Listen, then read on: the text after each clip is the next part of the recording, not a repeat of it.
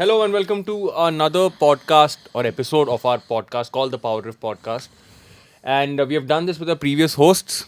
We have gotten to know them better. And today I mean Our his show show. as well and my show as well, but our show rather, is Private Cyrus. show. Is Cyrus.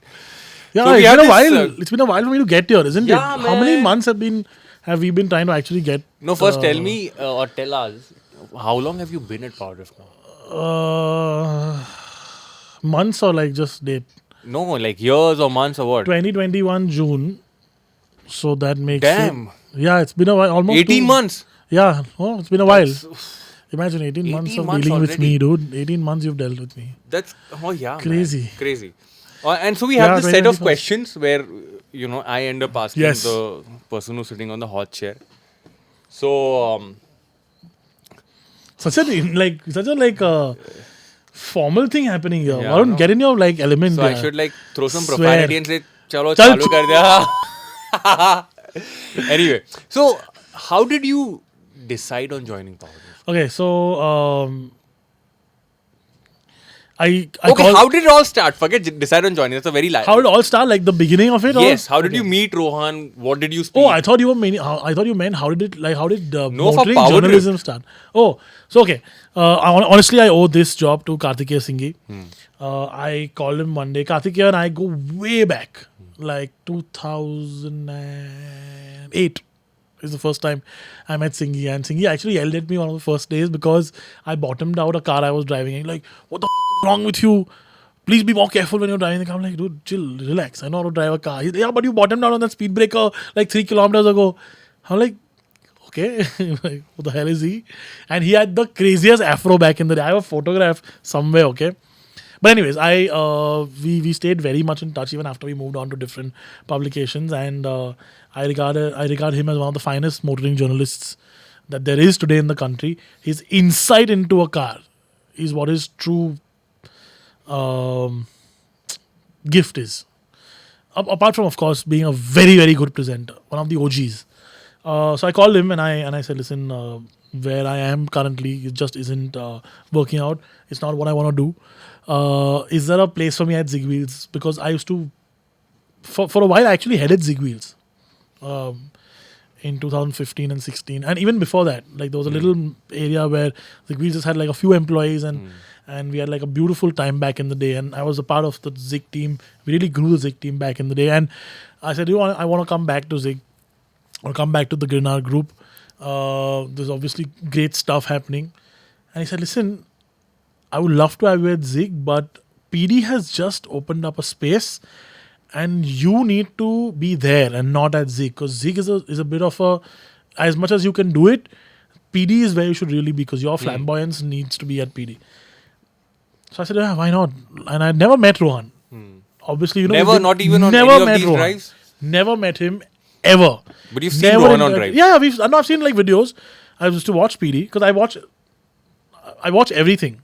I watch what all the competitors are doing, not to get like a sense of what they're doing and how they're doing it, but it's always good to like watch people and support people in the industry. I'm a firm believer of this being a small industry, and I was just gonna you say know, that. Yeah. And yes, I've had my disagreements with a bunch of people in the past, but usually we've moved past, and I think I'm sort of friendly with almost everybody. There are exceptions, but I do watch. I consume a lot of Indian car content.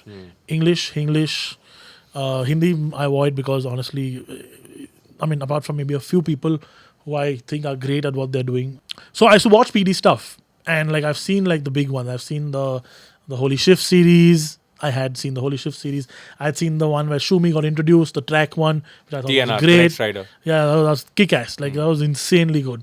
And, a bunch of other videos as well. I remember one with the Porsche 911 and some bike with Ronak. And I No, that was the remember- Z4 and the R1250 GS. No, it was 911. There was definitely a 911. Oh, yeah, the Porsche story in its own. Yeah. And then I remember, like, really back in the day, stuff at Lavasa with the bikes. Yeah. Like, Sagar doing his stuff. And I remember, like, videos where Rohan was driving his Evo. And we were all wondering, like, who the hell are these guys? Because, we don't see them at at like drives and stuff. And then of course at drives, when you guys did start coming to drives, there were always different people. I don't remember what was his name. There was the guy Sharan. Yeah. And who was after? Anyway, so Glenn. yeah, there were people. Glenn, of course, I knew from I think his OD days. Was he in OD before? No, or, he wasn't. Or somewhere else. Some He was other. into the racing scene for a bit. So I knew him briefly, but PD, and the funny thing, I remember when Zigwheels was Zigwheels came under the Girnar umbrella, right, in 2015 September, October, and I went to meet Amit Jain for the first time.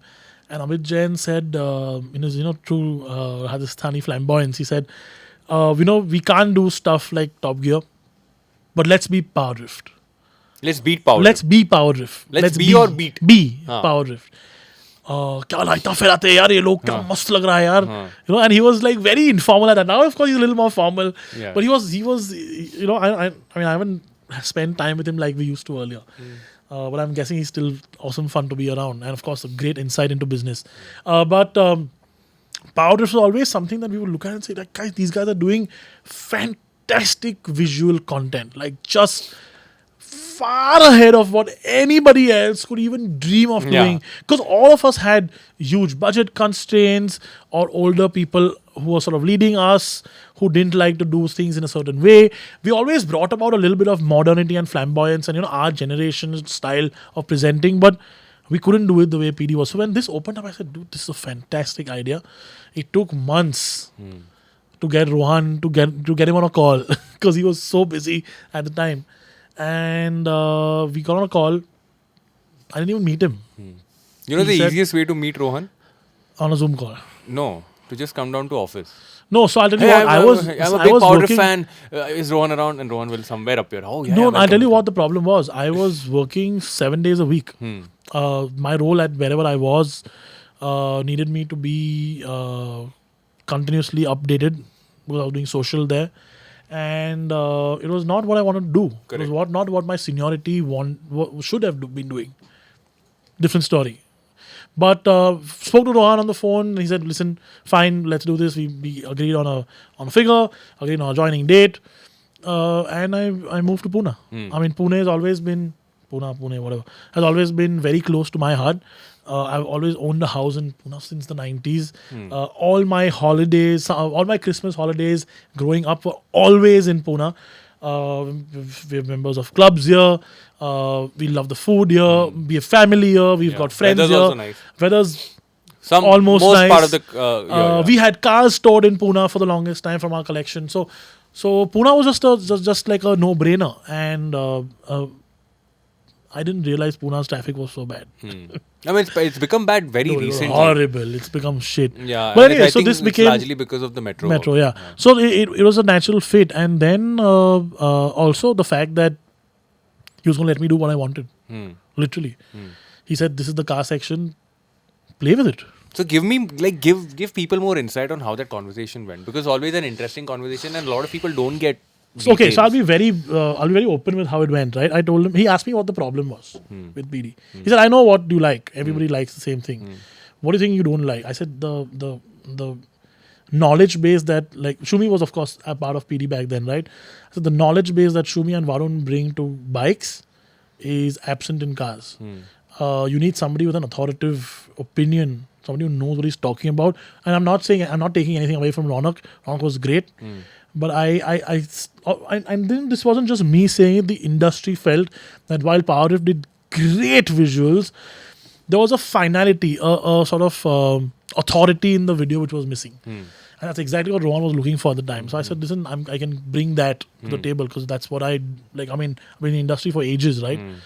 And it just like the call was like a 20-minute call. I told him, I said, "This is, I'm going to be blunt. This is what I really want to do. I have crazy ideas, which I still do. There are still ideas from back then, which I haven't done yet, which are still pending, which we will do, 100%. I will cut a roof off a car. Yeah, I'm going to do that. But but that's how it sort of went through, and it just sort of clicked. Yeah. There have been like there should be. There have been disagreements about content. Yeah. No, but the content space is always going to be of course. This space where you will have conflict. Of course, and it's good. It's good because conflict. brings about different perspectives, right? 100%. And that perspective has helped. Yes. For sure. I mean, we've been doing great stuff recently.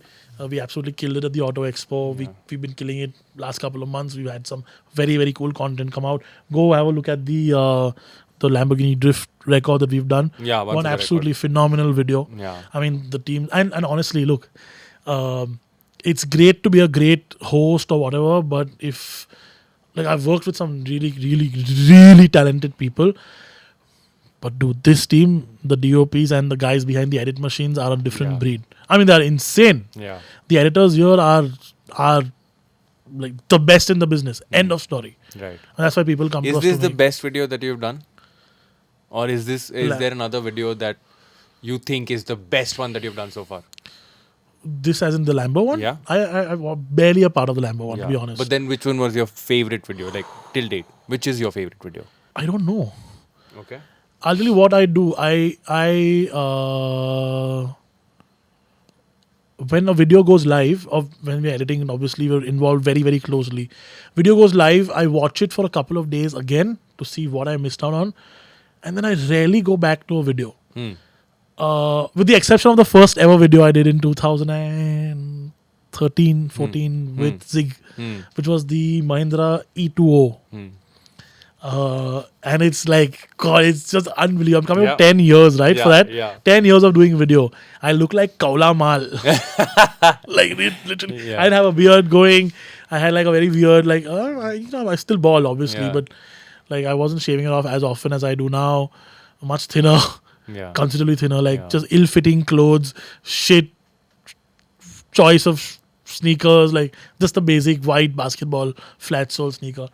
So we've progressed. Like obviously you learn, progress. Yeah. The original Zig experience was fantastic. The NDTV experience was an absolute eye-opener in Yeah, you have Mammoth. worked with a bunch of I publications. worked with a bunch of, I worked with a whole bunch So you of started people. video in 2013. Yeah. So how did you get into automotive journalism? Okay, it's not as crazy a story as some of the others I've heard. Like, people see this as a dream job. For a lot of people, it was a dream job. It wasn't something I even considered when I was growing up. Strangely, though, I have memories of talking to myself, riding my bicycle, pretending to review it. I have those memories. I always tease Siddharth Patankar saying, when I was in school, I used to see you on TV, which is incorrect because I passed out before his show, Current Bike, went online. But journalism happened by chance. I was studying, after my 10th grade, I joined a college to do a diploma in mechanical engineering because my dad had done a diploma in mechanical engineering. So he thought I'd do a diploma in mechanical engineering, then do a degree in mechanical or production engineering or whatever, automobile engineering, and then do the same thing that he did, join an automobile company. Or the dream was, of course, to start your own place, to work on cars and stuff, like a garage, like a good, very high quality garage, something like that. But I couldn't do it. I was shit at math and physics and chemistry, and I was extremely good at engineering drawing, and even better at English. I failed my first semester in physics, maths, and chemistry, single PCM. digit. Yeah, PCM. Out of 100. You didn't take the B. No, we didn't have B. Okay. Diploma didn't have biology. Okay. Because Not what did you do with? Yeah, correct. You didn't need to learn how liver worked if you're doing an engineer, right? Correct. But physics, chemistry, maths, single digit marks. And English was 90 something. Communication skills is what it was called. My professor then said, maybe you're not, like, are you sure you want to do this? And we're like, yeah, of course. Like, what else would I do? My dream job was an automotive designer. I used to sketch day in, day out. Sometimes I still do. I doodle still. If I have a pen in my hand, I'll doodle stuff. So you're more of a painter than I am. Yeah, probably. And I still have my old, they're all shit. Like, there's stuff that I drew in school. But I still have all my school sketches. And the funny thing is, most of the design cues are today in production. Like extra large wheels, for example. Vented... vented fenders, stuff like that. I'll probably dig it out. Maybe put some pictures on Instagram someday. Sure. But my dream job was to be an automotive designer, and I knew I wasn't cut out for it. Technically, officially, I have dyslexia. Okay. With the I didn't want to have the stigma of being dyslexic. Therefore, I didn't take the optional or the less subjects in school. So I did the full Full course. bouquet of Yeah. school subjects. Sucked at like Marathi, like really bad sucked at Marathi. But like I topped, I got 49 on 50 in French. Aced it in English. But like sucked at maths and physics and stuff. SSC board, right? Then I realized that engineering wasn't working. So I dropped out. I left college. I walked into my principal's office. This is a true story. I got a KT the first year, so I dropped a year, stayed at home. By the next year, all my friends had moved on. Correct. I didn't want to go to college anymore.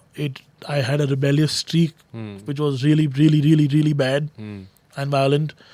And I walked into my principal's office, sat down in front of his, stormed in, not walked in, stormed in. Say, I'm not leaving this office till you give me a leaving certificate. So they realized that there was no point. Like they said, I will call your parents. I don't give a call them.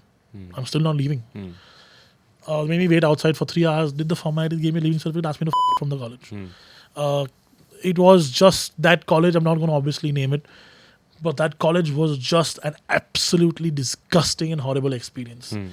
I would never put anybody through the torture of that, because every professor, no, not every professor, there were one or two nice professors, but most professors were nasty human beings. Our engineering professor would come to college early in the morning, drunk every single day. You could smell it on his breath. One day he didn't like something I was doing, so he took my drafter and my sheets and stuff and flung it out of the 4th floor window and flung my bag out of the window. You know, it's stuff like this. And nobody could tell them shit, right? Because my dad thought I was being a brat. So he had given them full permission to whack me, and they would. They would whack students. Look, I mean, we've had students go to hospital with like bleeding ears because this guy has taken a duster and thrown it at them. Anyways, digressing. Didn't do engineering, dropped out. My friend said, listen, you can do 12th standard still. So did my 12th. Now, imagine this, right? I knew I was failing. There was no way I had passed. No way in hell. 35 in maths, 35 in chemistry, Just pass. 35 in physics, 36 in biology, Yeah. 80 something in English and 80 something in French. Yeah. I could not believe I had You passed. just passed. Yeah. Dude, I had a similar mark sheet in 12th, by the way. Yeah, and I couldn't believe it. It was insane. Like, I was like, somebody is looking out for me. And then I met a friend. I'm like, dude, what are you doing? Because I still want to do designing. And like all the people, all the guidance counselors, career guidance counselors I'd gone to, said that's not your forte. Don't do it. Do something artistic. Do something with English. Do something where you write. Because I used to Become love professor. writing. Yeah, something like that. No, probably not that. Unless this is the internet kind. But you know what I'm talking about. Yeah. No, so I met a friend and he's like, I'm like, dude, what are you doing in life? Like, I hadn't met him. He was from my school, right? Like, dude, I'm doing this course called BMM. I'm like, what the hell is that? Sounds shit. And he's like, Okay. dude, no, BMM, we watch movies and shit. We do photography. I'm like, what are you talking about? Yeah. I was batch 5 of BMM. Yeah. In your college. No, Bombay University batch 5. Oh shit. Okay. Batch 5 or batch 6. Like a really early batch. To the point where I think when I joined, there were still like 7 or 8 that's it. 7 or 8 colleges in Bombay had that course, and this was only and This purely was which year? 3, 4, And the reason I'm 6. asking 2006. The reason I'm asking you this is because even I am a BMM passer. Really? And I I was in a shit college though. I was in an okay college, but when I was completing my graduation, there was no TY. When I joined What? FY, there was no TY. It was so fresh. Wait, what year are you born in? 1990. How? How matlab?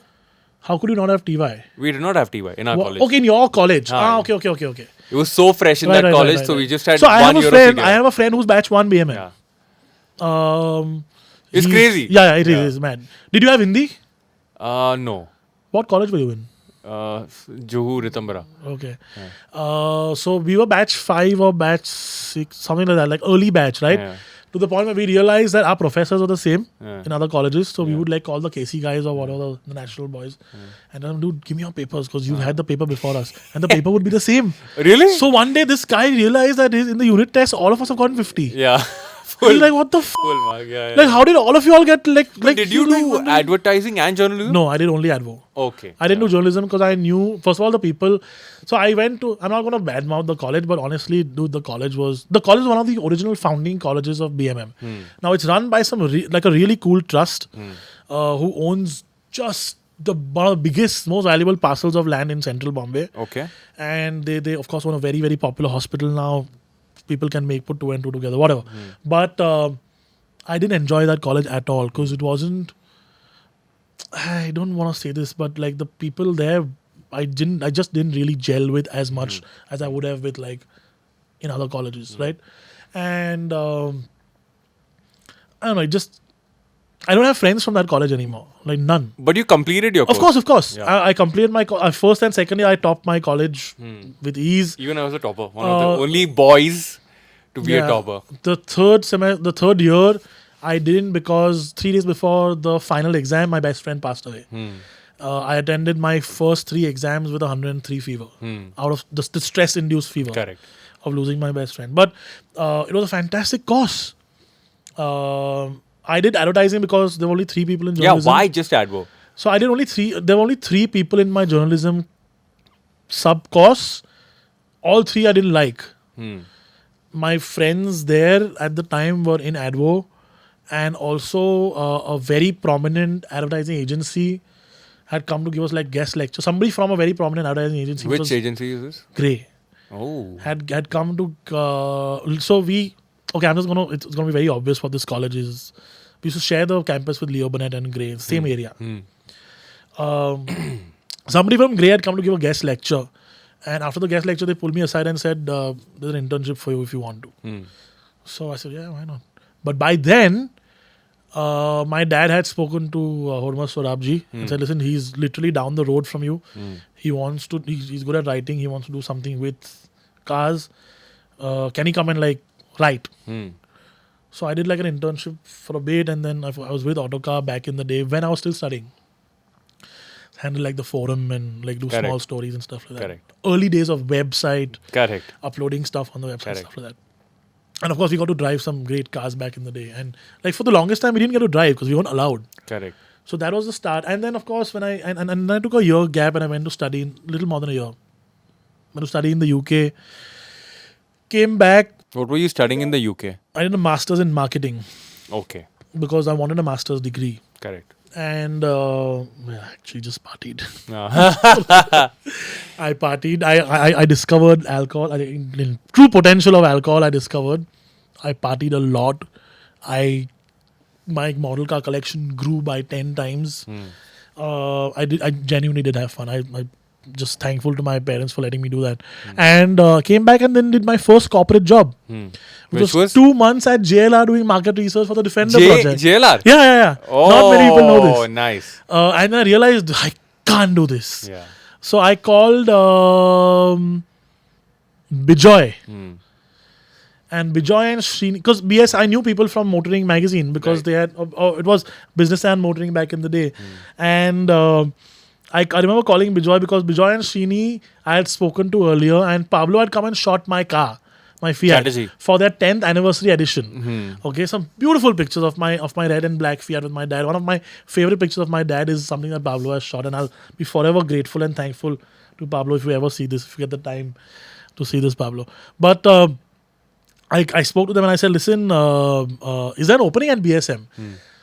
That day in the morning, they had hired somebody. Oh, they're like, dude, like 24 hours. But listen, we think Auto India has an opening, and Bob and Gautam definitely need somebody there. Now, Gautam Sen and Bob Rupani, my dad had known for years because of the rally circuit. And I knew Gautam because, I knew of Gautam because I had his book and I read the Maharaja book. I never knew of Bob Rupani. So Srini sort of put me in touch. And my dad said, yeah, I know him. I know both of them. They're both very, very good people. They're great people. Call and introduce yourself. Do it yourself. I'm not going to do shit for you. It's not my job anymore. You're a grown-up person. Do it yourself. So I called Bob, introduced myself. Bob was like, yeah, come and meet me. Went and met him. I was supposed to go back to the UK for my graduation. He said, great. You're missing Auto Expo, but whatever, fine. Come back. Start on 20th of January 2012 at Auto India. And so I did. And first day there, I remember him coming into the conference room. We had a lovely very small office at Barrett Estate on the ground floor in one of the lanes at Barrett Estate. And he came and he sat me down and he gave me this talk, like how a father would give a son the sex talk. Correct. Yeah. He gave me the how to behave like an automotive journalism talk, which, I mean, it resonates so vividly even today. There are ways to behave and there are ways to not behave as an automotive journalist, which sadly the current crop or the newer crop of auto journalists have never received. And I see some of the behavior and I'm like irked by it. But that talk which he gave me, that sense of mentorship that he gave, and listen, even then, we had to literally prove that we wanted to do these stories.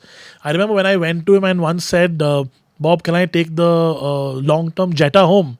He asked me to sit on a chair. And that chair was broken. I knew it was broken. You know, the chair would pop up automatically. When you sit, it would go down.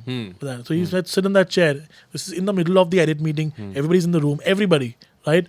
All the journalists, the photographer, the copy editor. And the chair went down like that. And I sort of sunk. And literally to the point when I was like this above the table. And I'm like, that is your place. Right there on the bottom. Keep quiet. And then I drove like a long-term Nano for like the longest time. And you evolve to things, right? No, but these are lessons that take you places. Oh, dude, unbelievably. Like the mannerisms that you are set in, the behavioral patterns that you are put in. 100%.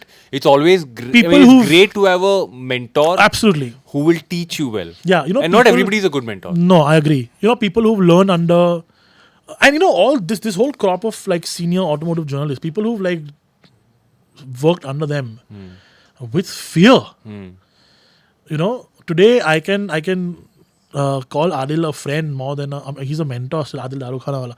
But you know, people feared him. Hormuz is somebody you feared. Still, sometimes you do. Like today, I can call Shapur, you know, a friend more than a colleague. Bob and Gautam, I was shit scared of Bob when I joined. Like genuinely was, and that is how it should have been.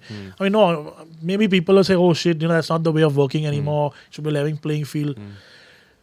Manufacturers are giving you their multi-lakh, multi-crore in some cases cars. There needs to be They are discipline. not doing a favor. There's You are discipline. doing. They are doing you. Sorry, it's the other way around. You are not doing them a favor by driving these cars. They are doing you a favor by giving you these cars to drive. The respect that people need to have for these cars and manufacturers, sadly, in some cases, lacks today. Yeah. But like, for example, I would never, and I have thrown a fit once with a manufacturer and I was made to apologize. In 15 minutes, I got a call from Bob and saying, if this is the way you're going to act with somebody, please do not come in for the next 2 days, 3 days. You need to go home and cool off. Please send an email apology today. And like, I remember meeting that guy a week later and I was still young in the industry. And today that person is somebody I can talk to as a friend, like really, really well, because I've known him for so long. And I didn't realize how senior that guy was till I recently sat down like a few months ago with him. And he told me like we sat down for like a 3-hour chat. I was in Delhi, met him. And this guy is like really, really senior, like super, super senior. I didn't realize because he was like a friend now, right? But people today, like they throw fits and they throw like attitude around. It's not good. Yeah. So this learning curve was very important.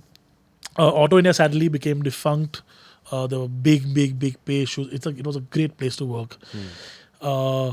This was out of Mumbai. Unlimited, out of Nariman Point. Dude, my office had Nariman Point C, like the whole as his view. Yeah. Like my desk was on the window and I had one of the best working views in Ever. Mumbai. Yeah, I'm sure. It was incredible. 13th Yeah. floor, Nirmal Yeah. Tower. I think the office is still there. Yeah. They had huge issues. I mean, I wasn't paid for like a year. It's always great to learn, but you need to sustain yourself. And like seeing agree. your friends go out and like you not having the money to have like a decent night out, and it just didn't work. So What happened after Auto India? after Auto India, I got a call from Adil saying I have quit Zig. You need to go now, and you need to send me your resume like now, like in the next 10 minutes, because I need you to be a part of this team. And of course, you know, I considered him to be one of the absolute finest writers, storytellers. I also feel Adil is probably the mentors. father of the Indian automotive industry in some ways. So I would consider 3 people to be the fathers of the Indian auto industry. Adil, Bob and Gautam, in no real hierarchy. Adil, of course, for just being one of the absolute first, and Bob and Gautam for the Indian Auto Journal and Auto India later.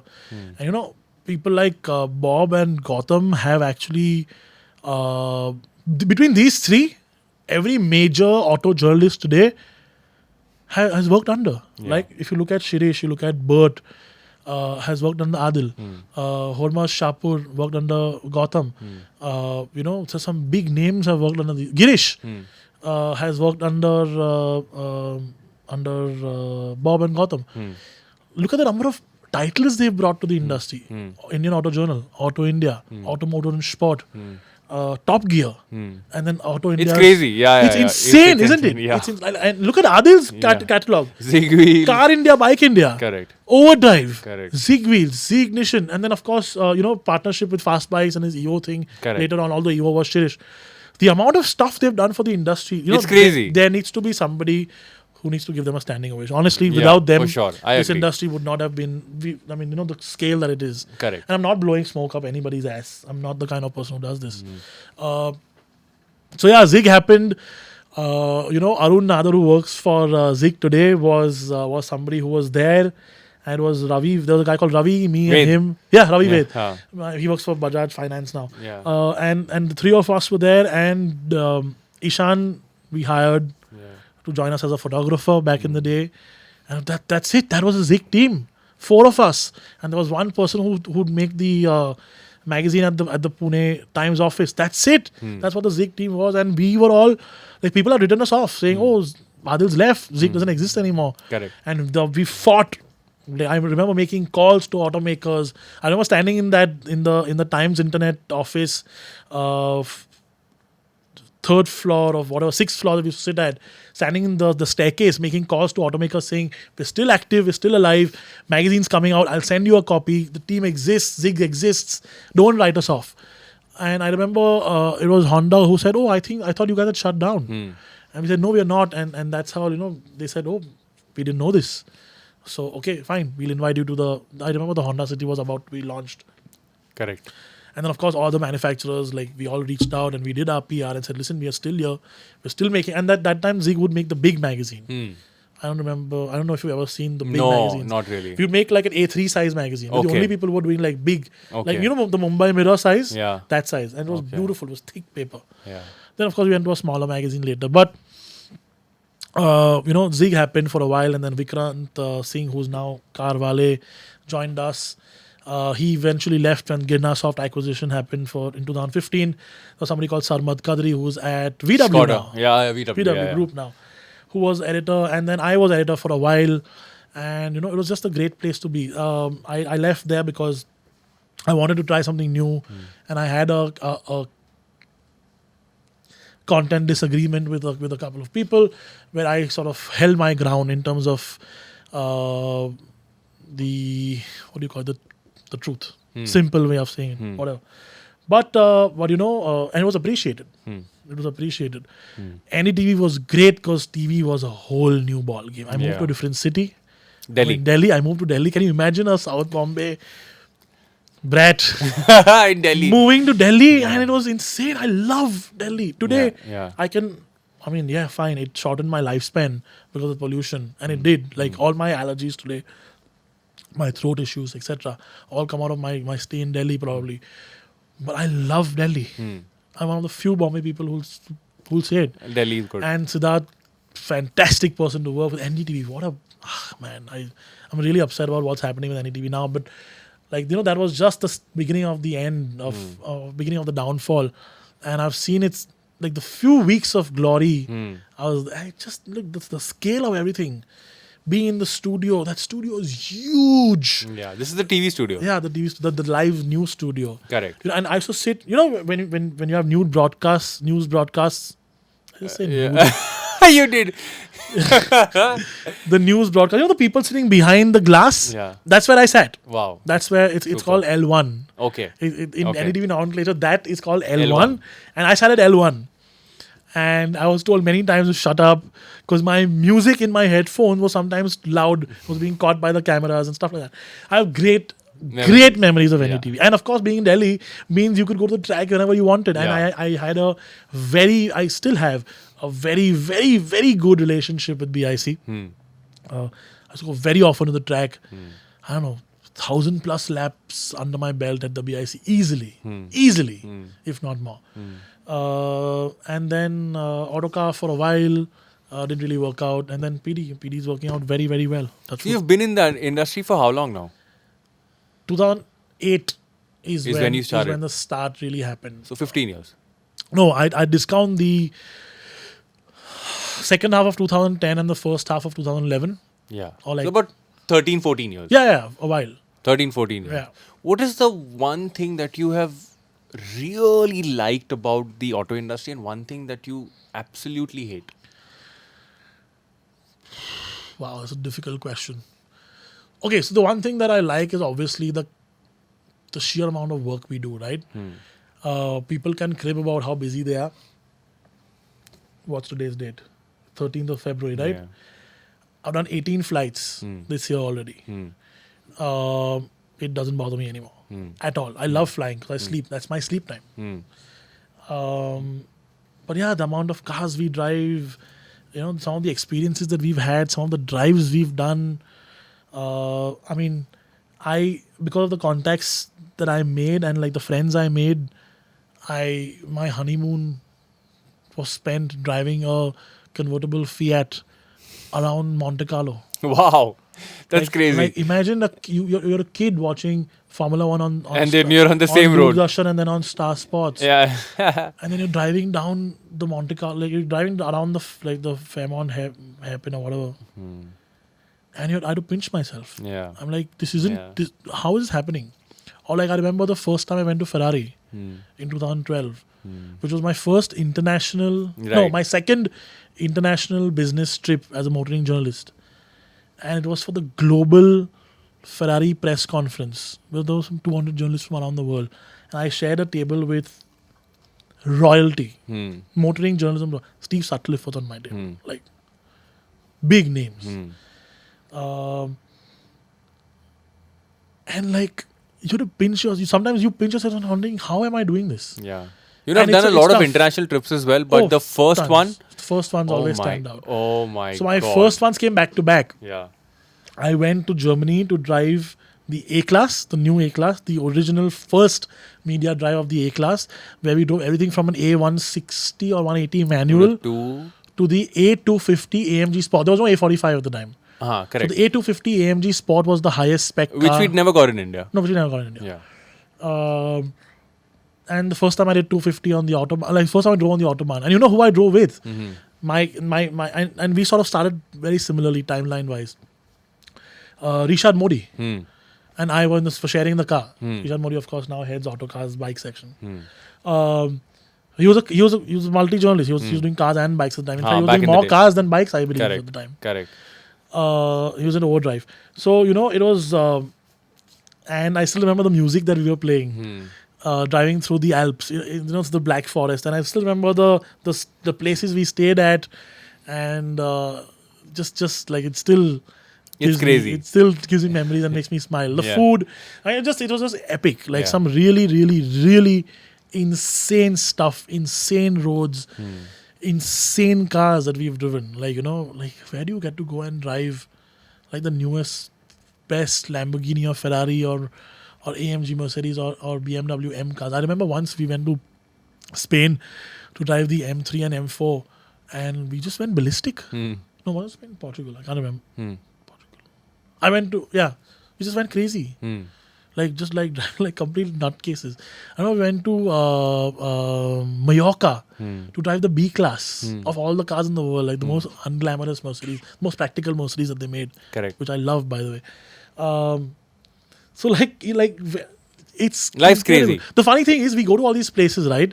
But we don't go to them as a tourist. We go to them to work. Yeah. So we don't really get to experience them as... That's what I keep telling my friends as well. My friends are like, oh, you go to all these places and, family as well. You go to all these places, enjoy. And I'm like, I can never enjoy it because even as PowerDrift, because we're in a video company. Yeah, you don't get time. Your work starts before you actually board the flight. Correct. Scripting, discussion, pre-production, all of that. And then you have to shoot. Because I feel that when it comes to pictures, it's a very quick thing. True. Because you can write your story on your way back course, home. Of course, yeah. But for video, it's an ongoing incredible. process. Yeah. You know, I used to hate. I was like, oh God, I have to go and write. Yeah. Sometimes I would do anything to go back to motoring the good Yeah. old days. Yeah. Because all we did, literally, we would do the whole route that the manufacturer asked us to do. We never do the route anymore. Yep, we But don't. when's the last time we do an actual manufacturer recommended route? You don't. Nah. Because you need to go and do static shoots and you That's do right. tracking shots and you do like PTCs and exterior PTCs. You don't get time to actually enjoy the car the way the manufacturer wants you to. You don't get time to actually drive it. We do drive as much as we can. But we don't do like a nice scenic, oh, we'll meet at lunch at like 1 o'clock. No, we're not doing lunch. Like, We're going to go have a Subway at the airport or KFC at the airport. All the horrible sandwiches that you get at some of these smaller airports. it's crazy that you bring this up because the Super Meteor ride happened last month, and Royal Enfield had this really nice ride route planned out Around Jaisalmer. around Jaisalmer.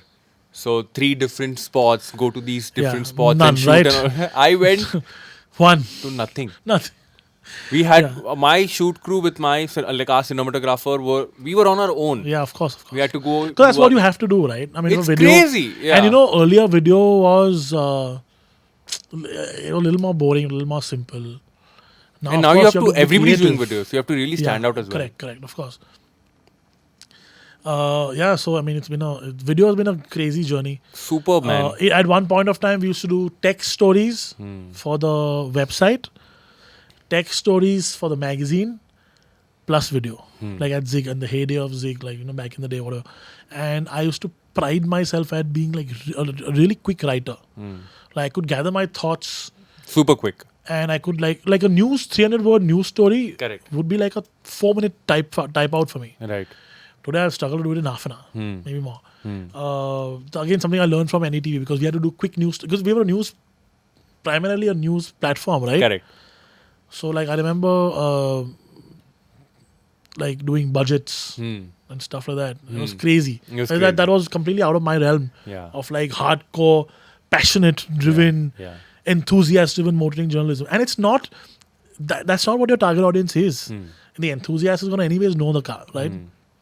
I remember that same grey guy that I told you about, right? I remember him. He was a car guy, and he came and he said, "Guys, name a car." So I said Fiat 500 because it had just come on and just done that autocar. The Fiat diesel drives India drive with autocar. Correct. So he said, "Oh, okay, cool, something premium." Okay, he nodded his head and he said, "Okay, Fiat 500." Wrote it on the board. He said, "Who would you sell this to? Who's your target audience?" So I said, "It's very obvious, like enthusiasts and like." No, he said, "What would you spend your advertising money to? What group would you spend your advertising money to target?" I said, "Enthusiasts." He said, "No, those guys already know their stuff. You need to spend your money on the people who are not enthusiasts and the people who look at this as a fashion accessory." Correct. Stuff like that still resonates. Which is like Which is so great true, learning. isn't it? Yeah, Because yeah, like yeah. the guy who's a hardcore enthusiast who like goes I've for done track everything, is yeah. not probably our target audience Yeah. today. I mean, Correct. as much as it's weird, Yeah, it's we are sad. targeting the people who don't watch car content because Correct. that's the kind of target audience we want. Because that's the big bulk, right? We're the world's largest country now in terms of the number of people. So there's definitely enough people to watch it. And with the mobile internet revolution, I mean, It's crazy. our staff is on YouTube all the time Correct. at home. Correct. Sounds so fancy. Yeah. But it's crazy, man. I mean, it's been so long and time flies really, really fast. Like, can you imagine? We're doing this on the 13th of Feb, and by the time this video goes Probably out, it'll be late later. Feb, yeah. Late Feb, first week of March. 2 months are gone. Gone. 2022 went, Gone. ouch. 2022 went really quickly. Yeah. In So it's just a month. crazy. And I think one of the most gratifying things that I find about our job, at least I do, is knowing that time's passing, time's going, time's flying It's by a good thing. really fast. But it's going in the way that I have always imagined it to be. Yeah. Spending it with Cars what I and bikes and absolutely stuff. love. Yeah. I Like agree. even our garage for that matter, like our new Prahlad garage, like some of the days you will find some Some of them are very like boring and like normal, and some days it's like yeah. crazy. Yeah, it's crazy. Yeah, some of the stuff is like, and we've become. I think I can say this for me, and it's not a, Desensitized. yeah, Yeah, we have. and even I have in not, general- honestly. I have not. No, I'll tell you what the other problem is. Like today, Bombay has one of the best car scenes in the country. There is no discussion. There's no debate on this. It's a fact. The kind of cars that are out every weekend, every Sunday morning. I mean, you have probably India's most valuable car running around. There's a particular Rolls, which is just, it's unbelievable, that car. You have GT2s, GT3s, like all the Porsches you'd ever imagine. Correct. All the Lambos you'd ever imagine. Correct. All the Ferraris you'd ever want. Some of the best vintage and classic cars in the country. Everything. M3s, M4s, M5s, AMGs. Just whatever you really want to see, you'll probably see in a 2-hour period standing at Worli Seaface. The kind of cars that at least I am exposed to, sometimes the newer stuff is just underwhelming. Like when I went to Dubai for the Ferrari drive, 296 is fantastic, by the way, unbelievable. Go and see that Dubai vlog. It's something new that we've tried. We're going to do more vlogging soon. So we should do a lot more vlogging. But anyways, I went to this showroom called Pupil of Fate. I hope I'm not saying it wrong.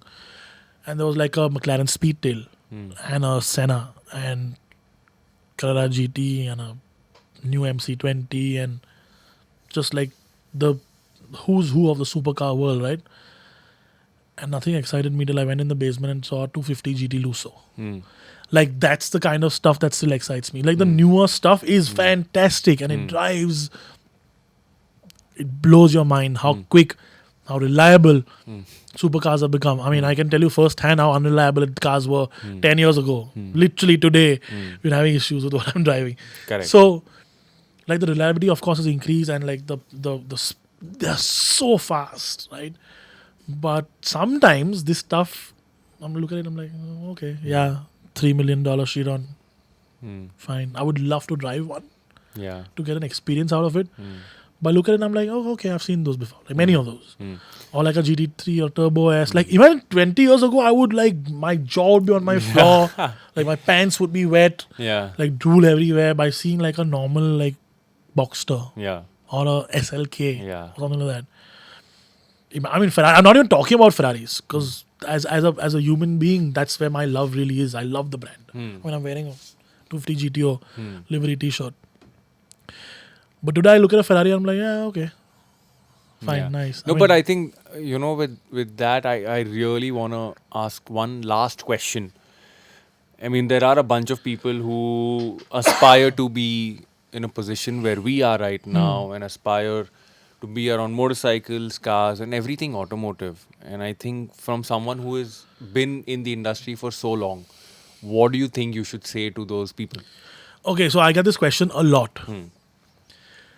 There are multiple things, and I'm going to be a little bit more realistic. Yeah, it's not pessimism. Okay, it's realism because I've lived through phases. Correct.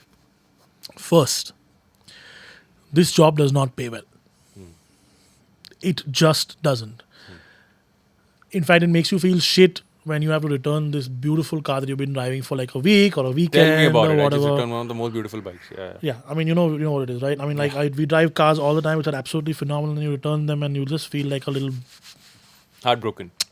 You do. Yeah, you do. It's natural. It's supposed to be that way, right? I mean, we just talked about being desensitized, but we are still very sensitive love, to. yeah. We are in love with cars or bikes. Yeah. That's why we're doing this. We are genuinely, truly, obsessively, unhealthily, obsessively in love with things with wheels on them. Everything. Correct. I mean, I would love to drive a tank, for example. Crazy.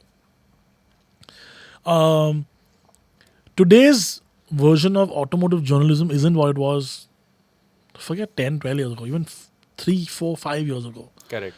Today, it's the journalism part of it and the content creation part of it is sort of merging into one. I agree. Where hardcore automotive journalists either adapt or they are being completely rendered useless. Sadly, we've got some of those in our own fraternity. Some really good writers too. Today, it's so easy to go out and make content. Today, it's so easy to go out and make good content with a cell phone. Yeah.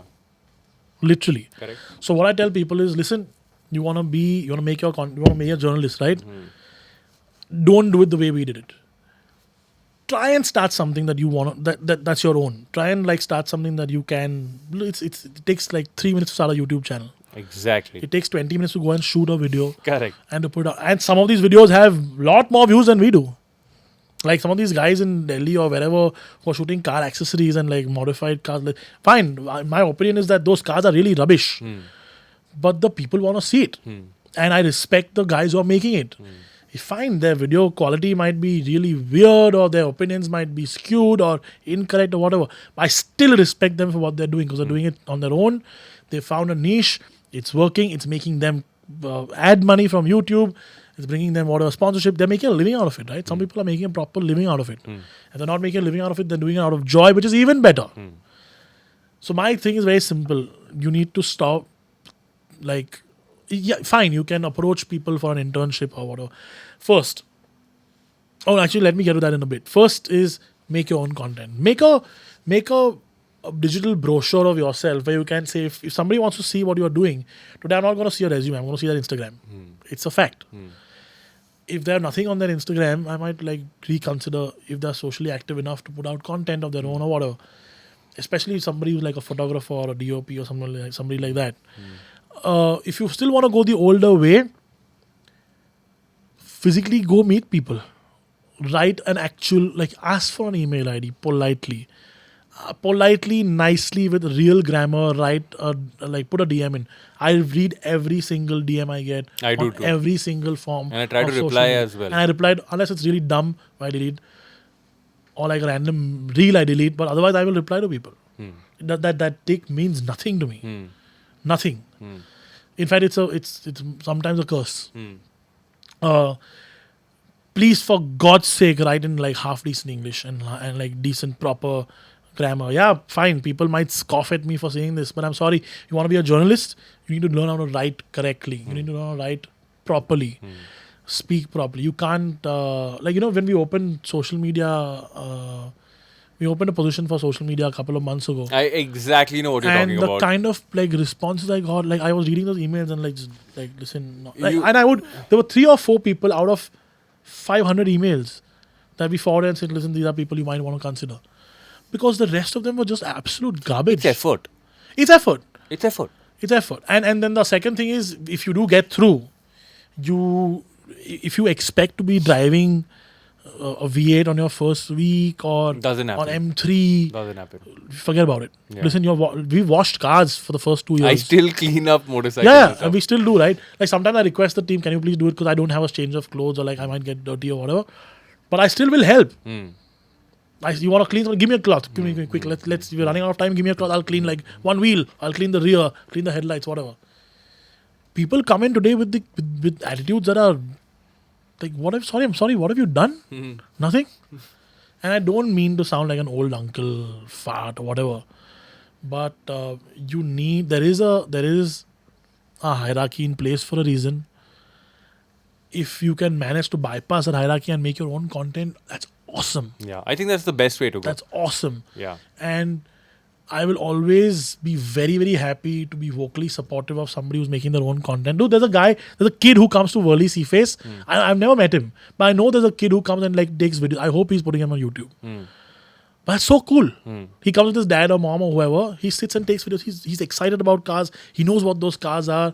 Like people stop and like ref for them, whatever. There's another side of that also, which is people doing hooliganism, etc. But you're making content, right? Dude, one of the biggest YouTube channels in the world today, the most respected one, Shmi150, started recording cars in central London. That's it. That's all he did. And put it on YouTube. From there, he today owns one of the finest collection of modern supercars in the world. And of course, he's a great person. Make your own content. Yeah. Like today, everybody So needs that's to the big diversify. advice. Yeah, make your own content. Superb. And if you want to go the traditional route, please don't call people bro and dude. And yeah. like, just like, first name basis is fine. You don't have to call people sir. Like, dear Cyrus, hey Cyrus, I would like to, I would like to be considered to be an intern. I would like to come and meet you, talk about this. Yeah, fine. We will respond. We will ask you to come and meet us. If you're good enough, we will have you as an intern, and which will probably convert into an actual job. Correct. But for God's sake, put in some effort. Yep. I agree. No And putting in grammar. is Putting my in effort biggest is turn very off. necessary. Yeah. Like how can you want to write about cars and not have grammar in your in the DM you've sent me? I'm sorry, it's a pet peeve. Okay, superb, man. I think that pretty much brings us to an end of this particular episode, knowing Cyrus. If people want to know more about Cyrus, then It's on Instagram. I'm an Instagram slut. just, We just tell people your Instagram ID. It's Cyrus Dabur. It's as simple as that. It's That's it. direct. There's no Any fanciness. closing note? No, I don't think so. I mean, it's been a great run. It'll obviously continue. I've been tempted by the other side many times with some very interesting jobs as head of communications for race teams, head of communications for a huge manufacturer internationally, not in India. For some reason, it's never happened, and I'm sort of could be disappointed in one way because obviously it would be paying a lot more. But The I'm grass happy. is always greener. I'm on the happy in other- a way because I get to do what I really like to do, and I don't have to keep quiet about an opinion I have. I can actually voice that opinion. I can be open about it. I can be me. And you can't be you if you're in a corporate job. Most cases. 100%. So yeah, I think good run. It's let me own and buy some really cool cars. It's let me drive some of the best cars in the best locations with some of the best people in the business. I mean, where do you get to spend time with? Like, I've had lunch and breakfast and dinner with Michael Schumacher. I mean, growing up, that was an impossibility. Correct. Like, how do you do? I mean, it's unbelievable, right? Yeah, it's crazy. So yeah, some really good experiences. Touch wood, and long run ahead. I hope if I don't die of heart disease or something like that. Thank you so much for watching. Just a quick reminder, we are available in the audio format on all the audio platforms that podcasts support. So do give it a listen when you're out on a drive. And Yeah, if it's a you're great- on YouTube, then this is where you have Yeah. to see it. PowerDrift.com or Great PowerDrift. drive time listening. If you have questions, please feel free to DM ask. Cyrus Dabur. Yeah, you can ask. I'll answer. Food I'll- questions I'll- also, by the way. Food. No, that's a different podcast. Yeah, now you should do that. A different podcast. Anyway, see you guys. Bye.